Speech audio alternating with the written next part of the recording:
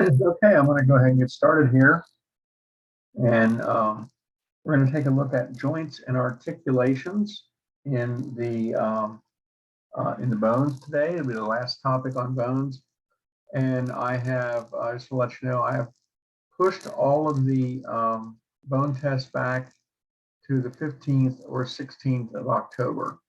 So they're not due in the immediate future. So you have a little more time to get ready for them. So anybody have any questions on anything?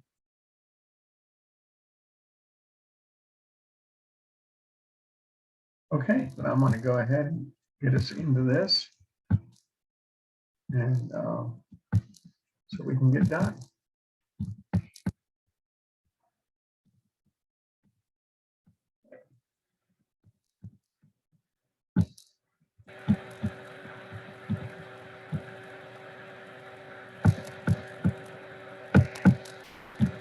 Okay, joints and articulations. Joints are classified two ways. Their movement, how do they move? Because a joint is a location where two bones come together. So the joints are classified how they move or what their structure is. Pretty simple, straightforward approach here. Articulations, where two bones come together and rub against each other or not rub against each other. We don't like to have our bones rubbed because if bones rub, it causes friction, and friction causes inflammation, and inflammation causes pain. We don't like that.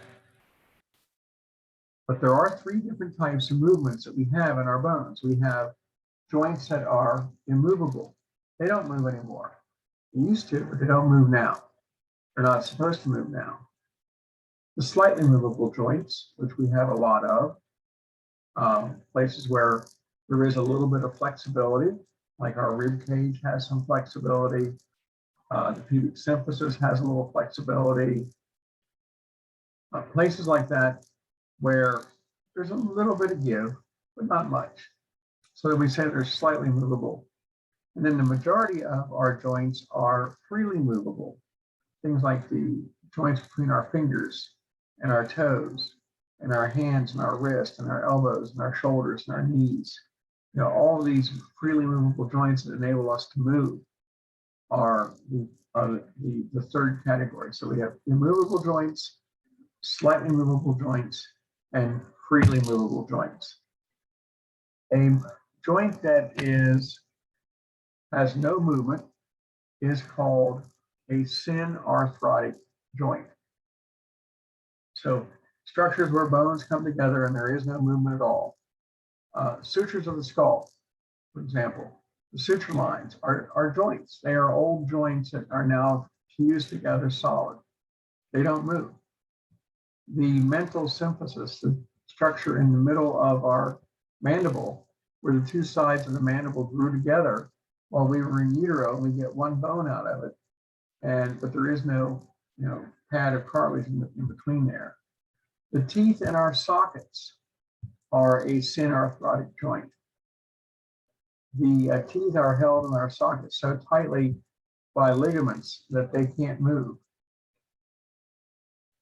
And the first costosternal joint, what is that? That is the first rib articulating, rib number one, articulating with our sternum. It doesn't move either. All the rest of the ribs have flexibility, but that rib, those ribs, rib number one on each side, has no flexibility. The amphiarthrotic joints are the slightly movable.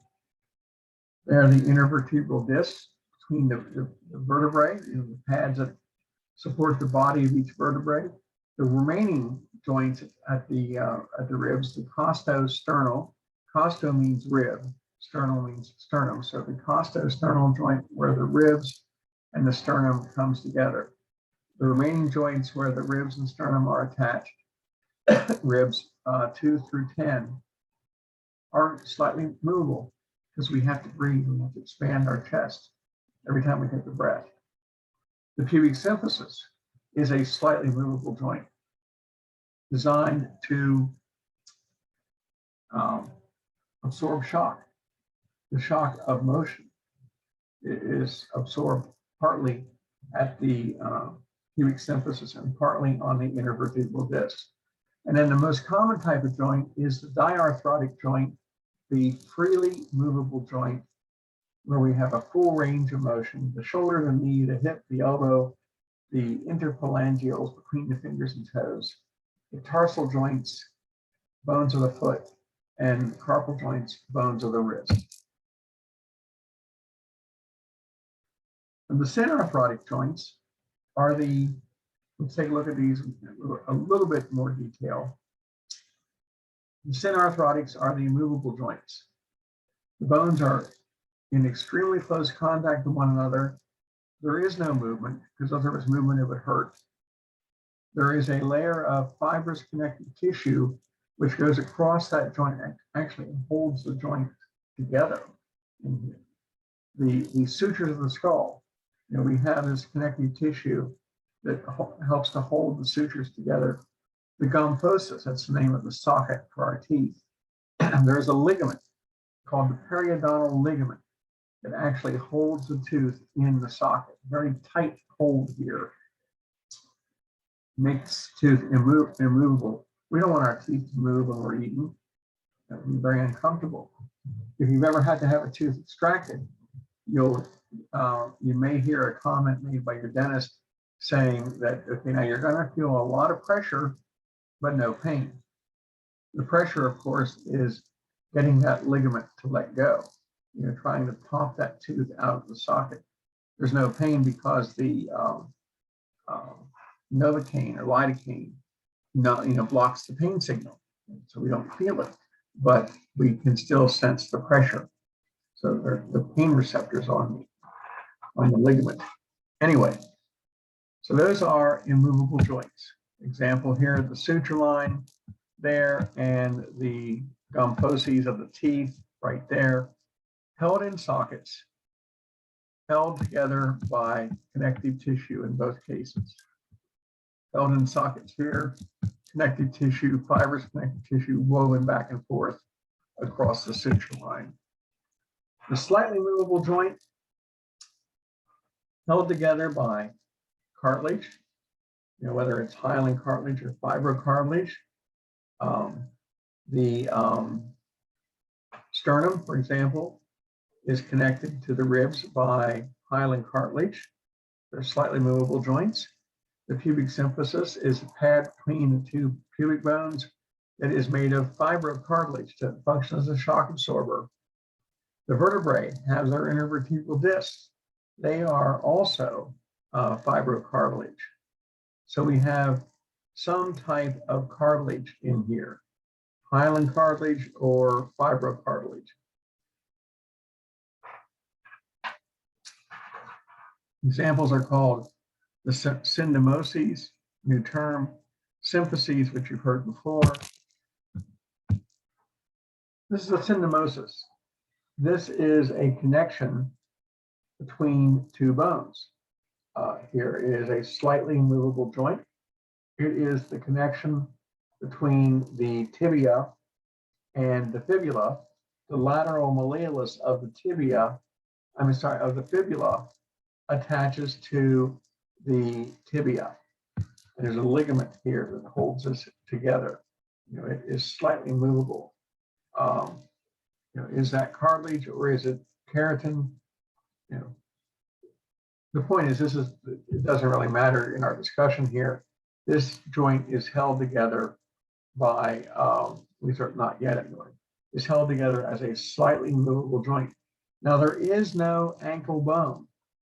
The bones of the ankle joint are made up of the talus from the foot and the lateral malleolus on the fibula and the medial malleolus on the tibia. This is the medial malleolus over here, always on the medial side. Lateral malleolus, always on the lateral side, always on the fibula. A sprain to the ankle involves a stretching or even a tearing of any of these ligaments that hold the end of the fibula in place. This is a very weak structure. It's a weak bone. It's practically a useless bone because it doesn't really do a whole lot for us. And our foot, when it rolls, tends to roll to the outside, and that's where we stretch or injure the ligaments of the ankle area. But there is no bone called ankle. We don't break our ankle. We break the end of the fibula, or we break the end of the tibia, or we break the talus. There is no bone, ankle bone to break. So, now, fibrocartilage, we see it right here in between the pubic symphysis. This is the symphysis. The other was the syndemosis. The pubic symphysis is slightly movable. It has to have a little give.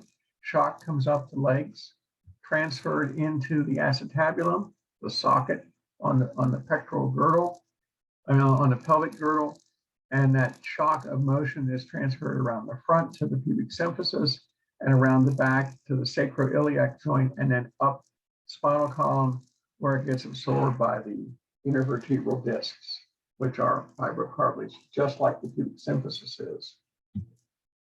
And since pubic symphysis is soft tissue, it doesn't show up on the x-ray.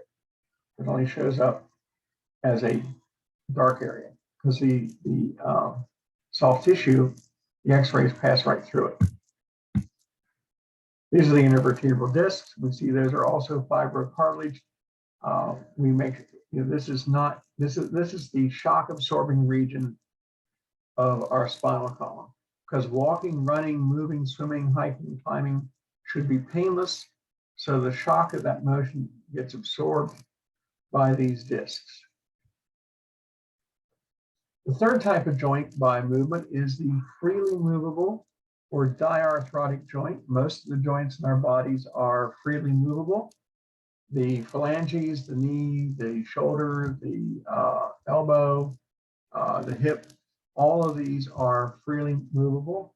The bone ends that come together are covered with hyaline cartilage so that they don't rub. And if they do rub, they're going to rub against the cartilage. Because we don't want them to rub, because rubbing causes friction, and friction causes inflammation, and inflammation causes pain. We also surround the joint with a capsule of connective tissue. We enclose each joint in this capsule, and then we fill the capsule with fluid. The fluid is called synovial fluid. It's generated by a membrane that lines the inside of the capsule. Synovial fluid has the consistency of heavyweight motor oil. So it lubricates this joint, it promotes healing, it eliminates all friction in here. It makes the joint very squishy and easy to move. We like this synovial fluid. When the synovial fluid production can't keep up with its breakdown and leakage, then we start having issues where the bone ends rub. And when bone ends rub, it hurts. And if it hurts when you do something, our normal reaction is to stop doing it. So it hurts to move your fingers because the bone ends are rubbing at the dried up synovial joints. You're going to stop moving your fingers. And pretty soon they may develop bone spurs, which grow into the ends of the bones, and the bones don't want to move. So we call this joint the freely movable joint, the diarthrotic joint. We may also call it a synovial joint because of the synovial capsule and the synovial fluid in here. Now, if we look at our joints by structure, we look at them by movement, slightly movable, immovable, slightly movable, freely movable. Now we can look at them by structure. And structure is, are they fibrous, are they cartilaginous, or are they synovial? A fibrous joint, no joint cavity, not like you see in the knee. The bones are held together by connective tissue, fibrous connective tissue. The sutures of the skull, the teeth in the socket are all fibrous joints. They have dense fibrous connective tissue holding the the tooth in place or holding the sutures of the skull together, so there is no movement. You know, the sutures of the skull are a great example. Here we see the explanation of the Syndemosis, the end of the tibia and the fibula. For example, that is a fibrous joint, collagen fibers extending across the joint here and holding it in place. Very strong connection for a weak bone. There's no cavity involved here at all in these fibrous joints. So no cavities at the fibrous joints, whether it's the sutures of the skull or any of these connections like this. The teeth in the joints are a fibrous joint. The teeth, the gum fossa, teeth in their sockets, the sutures of the skull, the end of the ulna and the radius are held together by fibrous joints, by fibrous structures in here. Collagen fibers hold the end of the ulna and the radius together. The end of the tibia and fibula, which you see right here, are held together by collagen fibers. So strong connection, usually little or no movement at these structures. So fibrous joints hold sutures together, hold teeth in our sockets, hold the ulna and radius together at their distal end, hold the tibia and fibula together at the ankle end. I guess that's their distal end also. So, second category, cartilaginous joints. Again, no cavity. Little movement to no movement.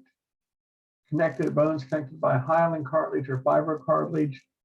I said that about no joint cavity. The pubic symphysis and the intervertebral discs are cartilaginous joints. The costosternal joints, where the ribs attach to the sternum indirectly through hyaline cartilage, is a cartilaginous joint. They can be a symphysis or a synchondricy, and the epiphyseal plates of the long bones are cartilaginous joints. See, when we develop in utero, we have a skeleton in place 6 weeks after conception. That skeleton is made of hyaline cartilage. And over the next 20 years or so, we are going to gradually convert all of that cartilage, that hyaline cartilage, into bone. Now, when we are children and as we go through puberty and adolescence, we see our bone growth taking place at these areas called the epiphyseal plates. In the middle of our long bones, at each end of our long bones, are areas of hyaline cartilage embedded in the bone as the growth areas. And that's a joint. That's where the bones are coming together at that particular joint. And there's this little growth area called the epiphyseal plate. And that shows up on X-ray. In fact, that's a good way of telling the approximate age of an individual, whether the plate is open or if it's closed. So this is the synchondricy is the connection at the ribs, where the ribs and the sternum come together. The epiphyseal plate is a synchondricy. They can be synarthrotic or amphiarthrotic. Now let's take a look here. This is the epiphyseal plate, a synchondricy. So this is a good example. In a child, the hyaline cartilage is located at either end of the long bone. And this is the femur right here. This dark line is not a hole or a gap in the bone. That's where the hyaline cartilage is. Hyaline cartilage is soft tissue. Soft tissue doesn't show up on X-ray. And so we see it as a dark line right here. The same applies here in the tibia. The tibia has a growth plate at this end. It has a growth plate at the other end. The femur has a growth plate here and up by the head. So does the fibula, has a growth plate at either end. The long bones will grow during prior to age 23. They will grow lengthwise. Once we get past age 23 or thereabouts, the hyaline cartilage has all converted, been converted to, it has calcified and ossified. It's been all converted to bone. And we end up with a scar. The epiphyseal plate has closed, has become the epiphyseal line. Now that shows up on X-ray as a white line because it has become calcified. You know, bone has grown into that line. No longer a gap on the X-ray in here. The epiphyseal plate indicates that that joint has closed completely.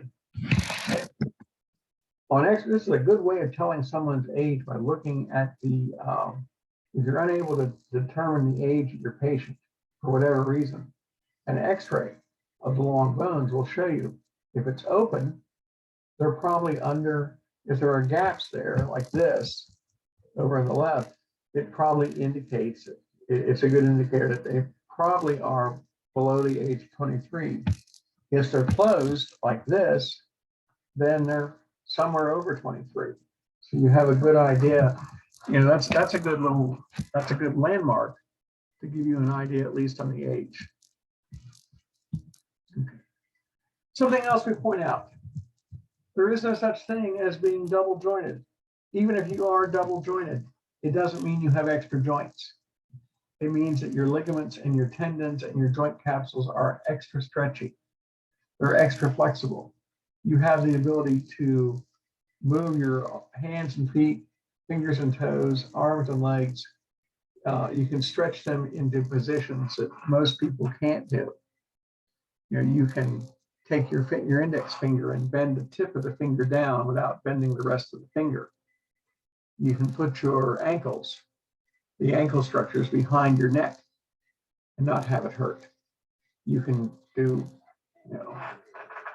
you can take advantage of this extra stretchiness of your ligaments, your joint capsules, and your tendons. But there is no such thing as being truly double jointed. We say double jointed, but we're not double jointed in the sense that we have extra joints. We don't know, it doesn't work that way. So, but it's okay to say that. One of our sons is double jointed, and he enjoys the ability to do strange things with his fingers and move his arm in strange positions, but that's because his joints are very flexible. Something else that you may have heard, that cracking your knuckles causes arthritis. Well, not true. Old wives' tale. First of all, osteoarthritis is the arthritis that's going to affect around 95% of us. It is what we call wear and tear arthritis. As we age, we wear away bone. And if that bone comes in contact with other bone, which it might, it causes inflammation, and inflammation causes pain. It happens. 95% of us are going to be affected by that at some point. Cracking your knuckles only releases air pressure out of the joints of your knuckles in your at the ends of your phalanges. It does nothing to do with contact or rubbing. Arthritis, osteoarthritis is not triggered by cracking your knuckles. So common belief, completely wrong. So something we were probably all told as kids anyway, or as we grew up, don't crack your knuckles, we'll get arthritis. Well, we're going to get arthritis anyway. So go ahead and crack your knuckles. It's not going to enhance it in any way. So, okay. So no such thing as being double jointed. It's extra flexible, and cracking your knuckles doesn't cause arthritis. I don't want to get any emails about causing arguments in families. So, okay, so we have the fibrous joints, we have the collagen joints, now we have the synovial joints. These are really complicated structures. The bones are separated by a joint cavity, These are two phalanges here, two finger bones, for example. A phalange and a phalange, there's a cavity in between them. The ends of the bones are covered with hyaline cartilage to prevent any kind of friction if they were to rub together. Here is the capsule surrounding the entire capsule surrounding the joint is out here. And there is a cavity inside here filled with synovial fluid made by the synovial membrane lining the inside of the capsule where the hyaline cartilage is not located. The synovial fluid, again, has the consistency of heavyweight motor oil. It's pretty thick. You know, think of like maybe hot cake syrup or something as a consistency. And it gives you great flexibility at that joint. It protects you against any kind of irritation and inflammation. It allows the free movement of the bones at that joint. And so we're thoroughly lubricating the bones here. As we age, however, the production of synovial fluid tends to drop. And we may have difficulty with our joints as we produce less synovial fluid than we need. But as long as we have it, we are constantly lubricating the joints that we are using. It's a really good material here. It keeps our joints, you know, it shouldn't hurt to move anything, any part of your body. It should not hurt. And thanks to the synovial fluid, the joints that we move all the time. The synovial joints, the diarthrotic, freely movable joints, don't hurt, or at least they're not supposed to.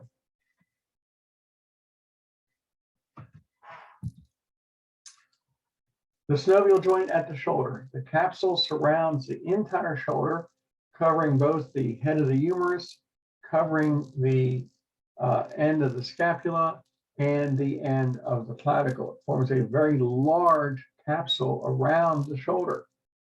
But think of the flexibility we have at the shoulder. We have the ability to rotate our arm almost in a full 360 degrees, thanks to that very complex synovial joint present at the shoulder. So other synovial structures that we encounter: the knee, the elbow, the hip, you know, all the fingers and toes, the end of the, you know, the ends of the, yeah, I said the elbows. Okay. Now, something else we encounter in these synovial joints is there's a backup method to protect against irritation. The knee joint has pads of cartilage embedded in them. We call these things a meniscus or menisci. We have extra thick pads of cartilage separating the bones, the tibia from the femur. The tibia has two pads of cartilage called menisci, on top of each of its condyles. You know, the tibia has a medial and a lateral condyle, and the medial and lateral condyle of the femur rest on top of those condyles on the tibia. But there's a big pad of cartilage in between, a medial meniscus and a lateral meniscus. So there's no friction there and no rubbing. Now, you know, we injure our knees all the time, and we tear the cartilage up in there and often have to have it repaired. But we have this padding of cartilage in place there. We also have, and the other thing it does is it helps to hold the joint in place better. It stabilizes the joint. Not just in our knee, but we have this kind of padding in our jaw. And we have a meniscus pad where the sternum and the clavicle at the clavicular notch, we have a pad there, because this stabilizes the joint, holds it in place better, and reduces a tremendous amount of friction. The other thing we have going on is we have literally sacks of synovial fluid embedded in various locations in our joints, where we're going to have a great deal of pressure or movement over that joint all the time. Our knee has pads of has these sacs. They're called bursa. They're called bursa sacs. They are sacs filled with this squishy gel, thick gel-like synovial fluid to help reduce friction and pressure. We have them in the front of our knee. We also have them wrapped around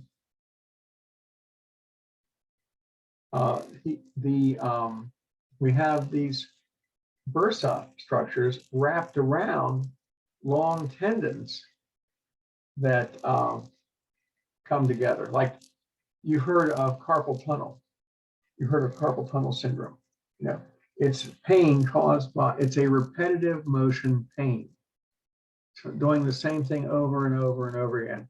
So a person using the computer for long hours at a time every day can develop carpal tunnel in their forearm. The tendons that run down the forearm towards the hand become inflamed through overuse, and it's overused by the constant motion. Repetitive motion is doing the same thing over and over and over and over and over again, and it inflames these tendons because the bursa sacs are no longer, you know, the bursa sacs are in the arm to keep the tendons from rubbing against each other, because we don't like friction.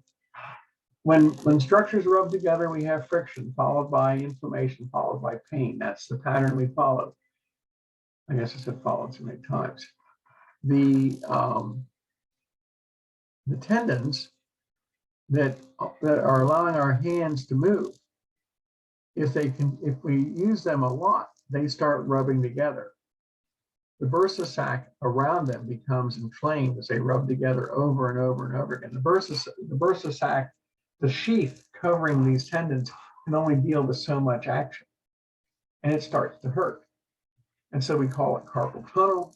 We used to call it tennis elbow, because, you know, if you play tennis competitively in high school or college or whatever, you know that if you know your backhand and your forehand, you're pretty much using the same muscles and the same tendons and ligaments all the time. If you use them repetitively, it can hurt.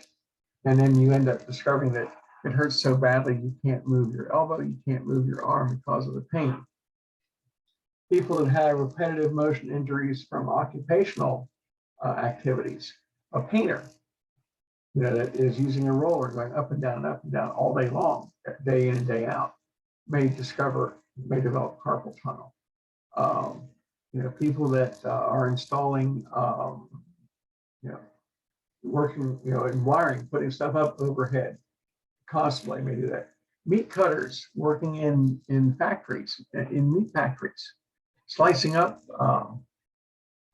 animal parts, for example, where it's the constant repetitive action to slice meat up, It's like the same thing over and over and over again, 8 or 10 or 12 hours a day. You know, it's a very common occupational injury of inflaming these bursa. You know, years ago, there was a condition known as housemaid's knee, because 80 years ago, janitorial services cleaned floors by scrubbing them by hand. And usually the janitorial staff that did that scrubbing were women. They worked at night in large buildings, scrubbing floors, you know, literally by hand on their hands and knees. And the bursa in their knees would become inflamed and they couldn't walk. It was extraordinarily painful. And it was referred to as housemaid's knee, simply because that's how you clean the floor. You know, 80 years ago, 100 years ago, that's how you cleaned the floor in a building or in your house. You got down on your hands and knees and scrubbed it and put pressure on the bursa sac. And you did it over and over and over again every day, you could inflame the bursa. They're designed to protect us.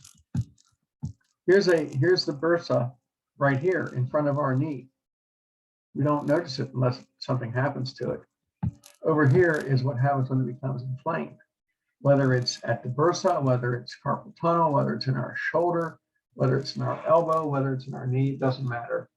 An inflamed bursa is going to cause a great deal of pain for us. So if you ever had any kind of repetitive motion injury, then you've probably experienced an inflamed bursa.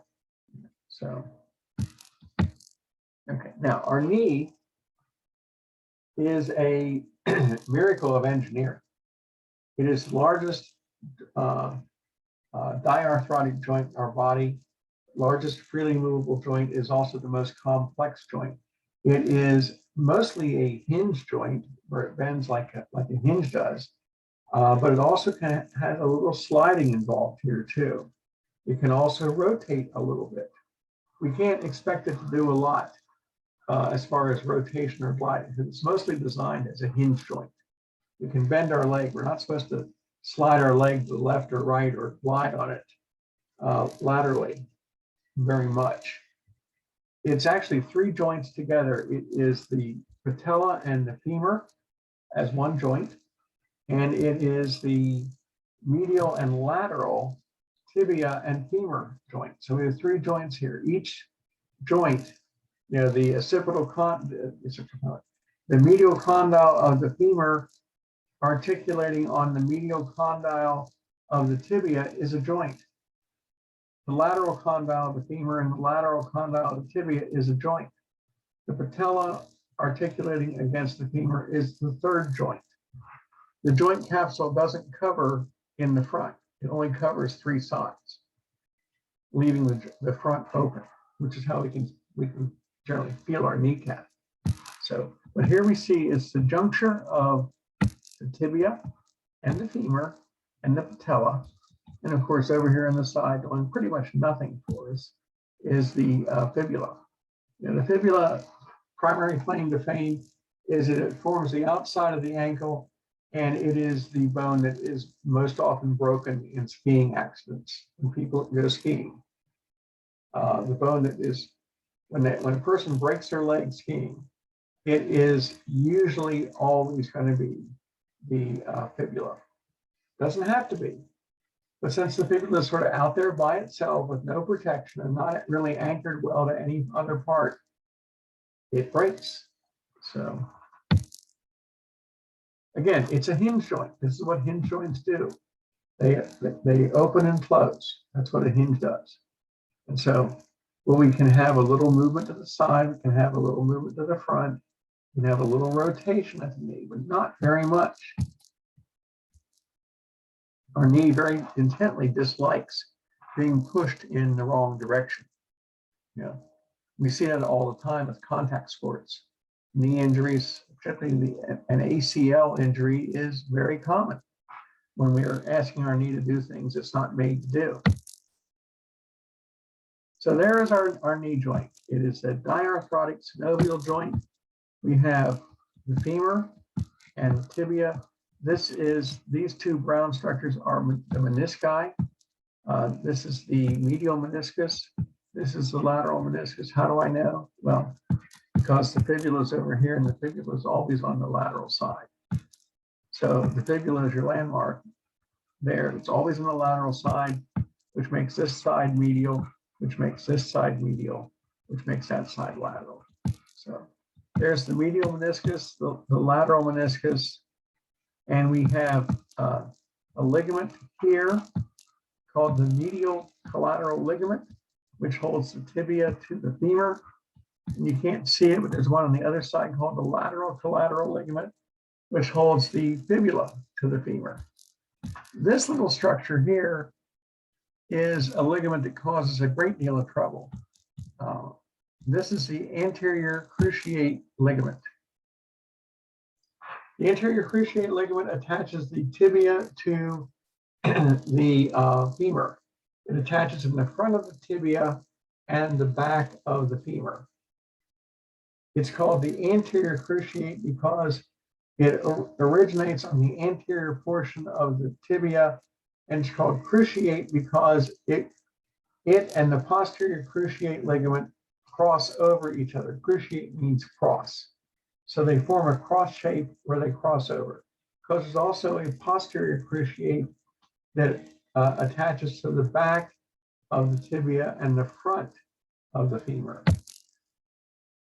There's your kneecap, right there, the patella.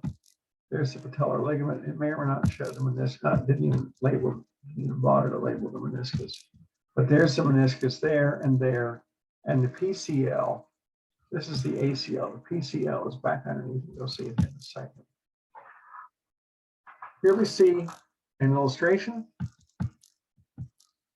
There is the lateral collateral ligament, or the fibular collateral ligament attaching the fibula to the femur. Over here is the medial collateral ligament right there, attaching the tibia to the femur. So the tibia to the femur here, and the fibula to the femur here. Here is the lateral meniscus. There's the medial meniscus. Here is the PCL here. We're looking at the front of the knee now. This is the PCL back here and the ACL here. The ACL originates here and inserts on the posterior, on the back of the femurs at the condyle. The PCL starts in the back of the tibia and anchors forward. That's why we call it posterior cruciate and anterior cruciate. The anterior cruciate prevents sliding of the tibia and hyperextension of the knee. We don't want the tibia to slide forward.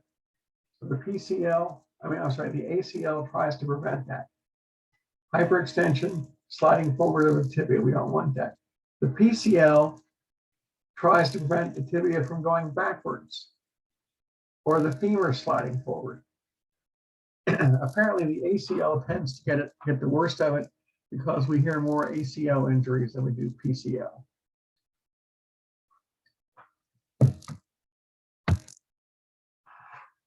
ACLs get torn and they get surgically repaired. Now, we stress them. The tibia tries to slide forward. The knee is hyperextended. It is a frequent injury from contact sports, but it happens. Every weekend you'll probably read about somebody who has an ACL injury, whether in professional sports or in college sports or even high school sports.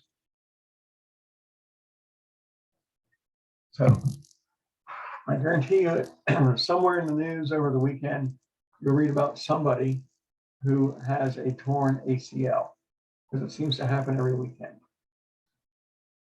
So the ACL is trying to keep the knee from hyperextending, is trying to keep the tibia from sliding forward, and when it gets overstressed, it tears. And then it has to be reattached. So, and we see there's the ACL right there. What the question?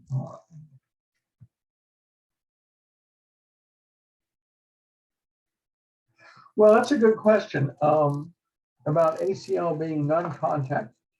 There are very few ligaments in our bodies that are used as often as the ACL. The Achilles tendon. When someone tears their Achilles tendon, it can be contact sports can causing that, but many people it just tears. It can tear while someone's walking. There's a very famous NFL quarterback who tore his ACL playing ping pong. Another one tore his ACL just walking on the field. Neither one of those were contact sports. No ligament and tendon get used more than the ACL does in just normal everyday walking and movement. The Achilles tendon is what we use to lift our foot up and put it down. We have to lift the heel up and then put the heel down. Without the Achilles tendon, we have a very hard time walking. Without the ACL, we have a very hard time bending our knee. And so we use these more than any other, probably any other ligament in our bodies. And ligament and tendon. And so while contact sports exacerbate the problem, it seems that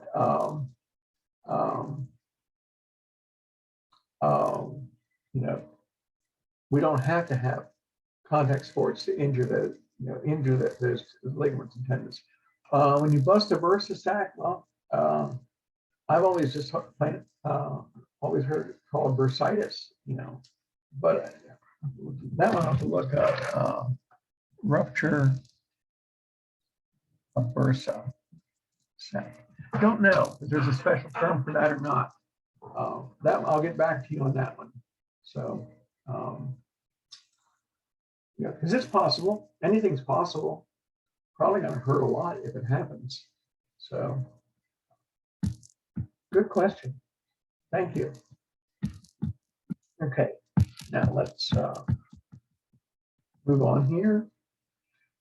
Now, looking at the backside, we get a good view of the ACL and PCL. You can see we're looking at the posterior surface of the knee. There's the femur. There is the PCL. Again, the PCL originates on the posterior surface of the tibia. This is the posterior surface of the tibia down here, and inserts itself near the front of the femur, as opposed to the ACL originating on the front of the tibia and inserting back here on the back surface. So, and when they cross over, right here is where the term, the crossing or cruciate cross structure occurs. There's the fibular or lateral collateral ligament, and that makes this the medial collateral ligament. There's the lateral meniscus, remember it's on the side of the fibula.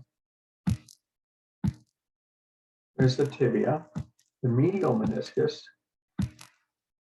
the medial collateral ligament there, again, on the side of the tibia, because it connects the tibia to the femur. If we look at the front side, we can see, again, there's the lateral collateral ligament, because there's the fibula and the femur. This is the lateral meniscus here, tibia and femur up here. So let's see. Patellar ligament, tibia, fibula, lateral collateral ligament, the femur up there. Okay. When we dislocate our knee, just like any other dislocation, we move the joint out of position. Like we dislocate our shoulder, we pop the head of the humerus out of the socket. That pops back in pretty quickly. When the knee dislocates, it slides out of position. It comes forward probably out of the capsule. And so we can push it back in, but we likely have to have surgery to put everything back together again. So the repositioning part's easy. Trying to repair the damage to the capsule takes a little more time. And of course, the fact that there's cartilage involved down here, if the cartilage is injured, remember the cartilage doesn't have its own blood supply. Cartilage gets its blood supply indirectly. So it takes cartilage a much longer time to heal than regular tissue does. And so that's why an injury to cartilage has a greater healing length than like a bone or muscle or something like that. Now, as we age, our knees will hurt. Our knees take an awful lot of wear and tear. And as they age, if the articular cartilage on the surface of the femur and the tibia wear out, then we start seeing wear and tear in our bones. And that wear and tear causes friction. And friction hurts. It hurts to move our knees. And many people, once they get past a certain age, often end up having knee replacements. Knee replacements are a pretty straightforward operation, but it drastically improves the quality of life of your patients. The knee replacement involves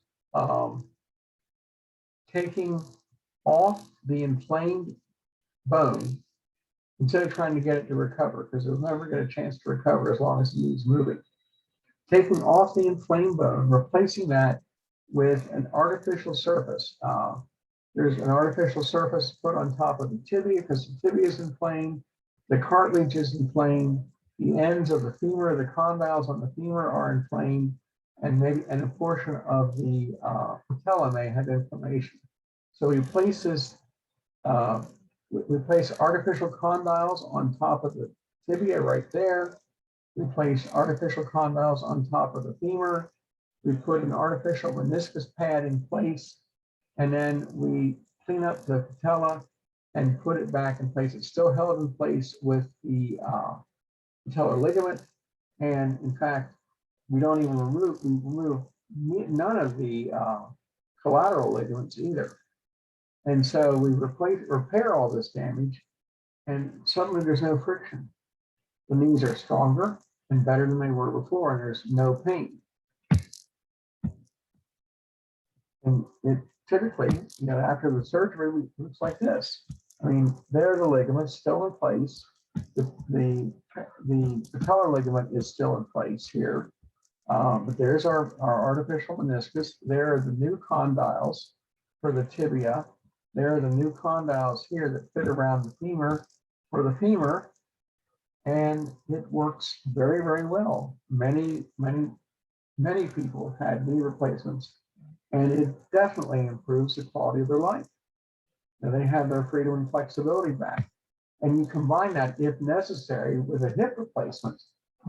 And your patients just acquire another 20 years of active life. Because the more active they're going to be, the longer they're probably going to live. So if you have a 70-year-old patient, they may have, acquired an additional 10 or 20 years of life, because it's not going to hurt to move now. They're going to be more flexible and go out and do things. So hips wear out too. Now, a couple things have to do with the hip. The hip, the head of the femur rubs against the acetabulum of the socket. If the protection around the socket breaks down, as it does over time, the socket becomes inflamed. The hyaline cartilage covering of the socket of the acetabulum and the head of the femur wear away. We have inflammation. It hurts to move, and the neck of the femur becomes very fragile. Osteoporosis, which occurs primarily, but not always, but primarily in your postmenopausal females due to a lack of estrogen after the ovaries shut down, osteoporosis tends to raid the calcium out of the femur, particularly at the head and neck. So the neck of the femur is nothing more than a shell of bone with nothing substantial underneath. And so it will frequently snap. A person that breaks their hip, usually when we hear someone has a broken hip, it usually means that the neck of the femur has snapped. That's one of the causes here. If we don't have a fracture, we still have a worn out hip, and it hurts to move, and there's no flexibility. And your patient, when it hurts to move, they're not going to move.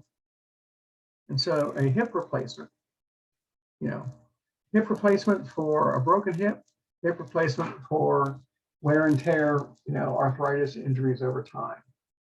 Because for a broken hip, conventional wisdom 60 years ago was to immediately repair the fracture, conventional repair, take bone chips from other parts of the body, pack them into the side of the fracture, put the patient in a full cast from the waist down, a hard plaster cast from the waist down to immobilize the lower leg so they couldn't move, and let the bone heal. So you've got grandma who just tripped on a throw rug 60 years ago, and she fell down and she snapped her hip for whatever reason. Okay. Take her to the hospital. She's already had the trauma of the hip injury. Then they prep her for surgery. So she has the trauma of the surgery on top of this. And then she is immobilized, placed into a bed, and said, okay, you're going to recover in 3 months. You're going to be in this cast for 3 months. Well, among other things is that she's flat on her back and she gradually aspirates saliva into her lungs. Can't help it.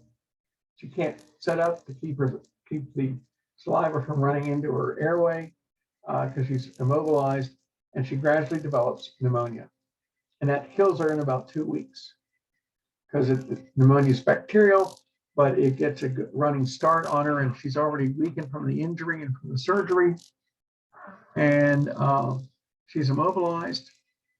And many older women who have, 60 years ago, 50 years ago, would have an injury like this and they would die from it. It's not a fatal injury. It's a fracture. But the way it was treated was killing their patients because conventional wisdom said, and this was the standard, repair was surgically repair, splint, and immobilize. Well, grandma would die from that. Now, grandma slips on the same throw rug. It's a different grandma. Slips on the same throw rug, breaks her hip at the neck of the femur, just like the other grandma did. Only now, she's taken to the hospital. She has surgery, but the surgery is not as traumatic because the surgery involves cutting off the head of the femur and an artificial hip inserted there, and an artificial acetabulum inserted on the pelvic structure, on the old acetabulum. And grandma is up and around the next day in physical therapy, not laying around, but moving. Even though she probably wants to rest a lot because she's had a really busy couple of days here, she's usually up and about moving fairly quickly. When she's discharged, in a week, she's going around on a walker. After 2 weeks, she's going around on a cane. And after that, she's on her own without any kind of support, and she's fine because she has a brand new hip. You replace the damaged area with a stainless steel titanium structure with a new socket, and the pain is gone. And the flexibility and freedom of movement is back. And it's not really it's not her fault. She didn't ask for osteoarthritis to develop. Osteoporosis to develop. It is preventable, but it's a preventable thing that takes, you have to keep working at it your whole life. If you're a female, you have to work at preventing osteoporosis your whole life by maintaining a diet that is fairly high in calcium, not abnormally high, but you have to keep the calcium coming in. And that's harder than it sounds because many of us, many people, males and females, what was our primary source of calcium when we were kids? Dairy products. What do we probably don't eat a lot of as we get older? Dairy products. So anyway, hip replacement, replacing it for wear and tear, replacing it for fractures. It is another procedure that improves the quality of life dramatically for your patients. And I know older people at church that have had both hips and knees, and they are just on the go constantly. And it's a pretty straightforward process. You simply remove the head of the femur, you drill out the medullary cavity, the middle of the bone. This artificial hip has a long shaft about 8 inches long, 8 to 10 inches long. It's embedded down in the shaft of the femur. It's held in place with wire and super glue. And then bone grows around it. And the head of the artificial hip fits into an artificial acetabulum, because you certainly wouldn't want to put a titanium ball in an old worn out bony structure, and you'd start knocking that bone all over the place. And now the range of motion and the flexibility is tremendous. And so you have, there are lots of options on this. You can do the same thing in the shoulder. There are smaller artificial shoulders that is really essentially an end of a humerus that can go into the glenoid cavity to do the same thing. Yeah, you don't hear a lot about shoulder replacement, probably more as a result of trauma than anything else. So, and that is joints and articulations. Anyone have any questions on anything? Okay, next week, we're going to do a review on the bones. There's some videos that are available on eLearn. And also I want to run through those next week. And then the following week is fall break. I think that's right. I think, yeah, fall break. The fall break week is 2 weeks. We don't have classes on Monday or Tuesday. That includes the virtual classes. We will have classes on Wednesday and Thursday, but I'm not having labs during fall break week. So just to let you know, because otherwise I'd have to try and I'd be dealing with one lab would be behind the other ones. So it's just easier. Most campuses are canceling all their labs that week anyway, just because of the scheduling issues. So we're going to just not have lab on, we'll have lab next week. We won't have lab the following week on whatever, I think that would be the 14th, I think, of October. So, okay, so I'm done. And if you have any questions, just let me know. Otherwise, I'm going to get us out of here and you all have a great weekend.